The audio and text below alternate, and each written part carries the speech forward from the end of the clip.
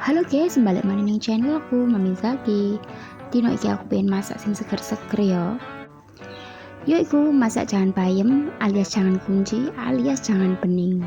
Iki pertama-tama aku pengen gawe dadar jagung. Iki jagungnya aku tuku teko pegunungan Himalaya.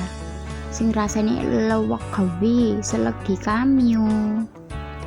Ojo lali dikai perbumbuan ya, masako, kunci-kuncian, kuncine gunung, kuncine laut, wis sembarang kalir wis. Lanjut iki aku goreng pisan pindang. Ben ono koncone dadar jagunge gak ijenan. Ojo lali rek digoreng ning gone wajan lejen.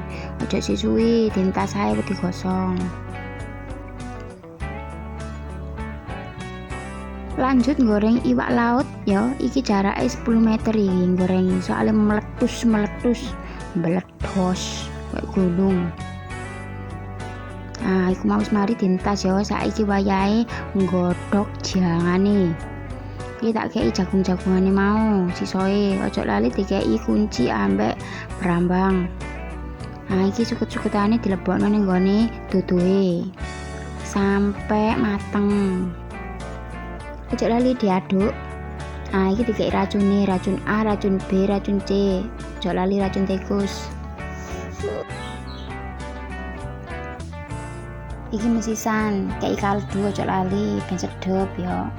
Terserah kaldu apa, kaldu kebo, kaldu sapi. Nah, iki wis dadi maknyus.